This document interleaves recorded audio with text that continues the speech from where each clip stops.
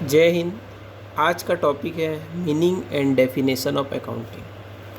तो आज अपन जानेंगे कि क्या होता है एक्चुअल में अकाउंट। तो ये होता है मीडियम ऑफ कम्युनिकेशन। अब इसका मतलब क्या है? जैसे हम एक दूसरे से बात करते हैं, अपने एक्सप्रेशन देते हैं, एक दूसरे को भावनाएं प्रकट करते हैं, वैसे ही सिमिलरली जो अकाउंट है वो हर फाइनेंशियल मैटर को एक दूसरे को कम्युनिकेट करने का काम करता है। तो इसीलिए अकाउंटिंग को बोला जाता है medium of communication of financial data.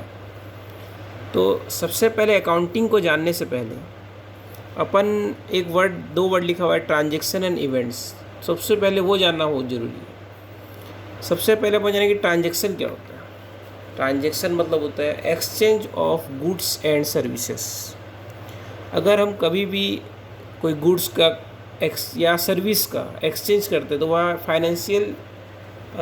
Financial matter वहाँ आता है। लाइक अपन गुड्स सेल करते हैं, मान लो अपन कैश में गुड्स को सेल करते हैं, अपने पास कैश आता है और गुड्स सामने वाले कस्टमर को या कंज्यूमर को चल देता है।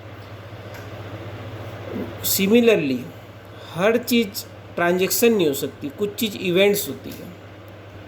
इवेंट्स का मतलब ये होता है जो अदर देन ट्रांजैक्शन है। फॉर एग्ज़ाम्पल, अगर एक कंपनी का ब्रांड है, उस ब्रांड को वो इन फ्यूचर में कभी बेचता है, क्योंकि उसका ब्रांड उसका सेल्फ जनरेटेड है, तो उसको वो उसका कॉस्टिंग नहीं निकाल सकता, लेकिन वो ब्रांड को वो सेल्स कर सकता है। ना तो वो गुड्स है, ना कि वो सर्विस है, वो एक इवेंट्स है जो कि उसकी मेहनत से आया उसको। तो ये जो ट्रांजैक्शन और इवेंट्स जो मॉनेटरी टर्म में एक्सप्रेस हो पाएगा, उसकी अपन अकाउंटिंग करते हैं। तो अकाउंटिंग क्या है? अकाउंटिंग एक कंप्लीट प्रोसेस है जिससे सिस्टमेटिक अकाउंटिंग होता है।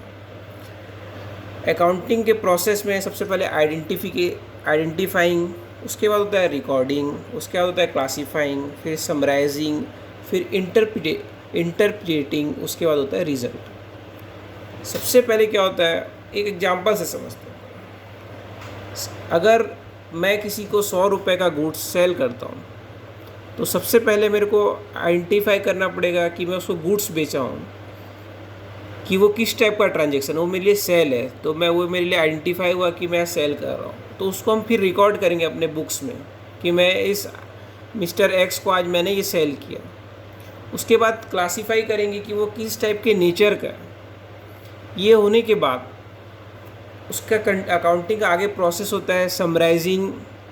फॉर एग्ज़ाम्पल ये आगे अकाउंटिंग में पढ़ेंगे। समराइजिंग का मतलब होता है बड़े से अकाउंटिंग ग्रुप को या बड़े से अकाउंट को समराइज़ करने का काम करता है। फॉर एग्ज़ाम्पल, एक पार्टी 1 साल तक अपने से ट्रांजैक्शन कर रहा है कुछ, उसका अगर at the end of the year कोई फिगर अपन निकालते हैं, तो वो एक समराइज फिगर है कि हाँ, ये पार्टी से इसके साल में आखिरी में इतना रुपये अपने को इससे लेना है या देना है, जो भी।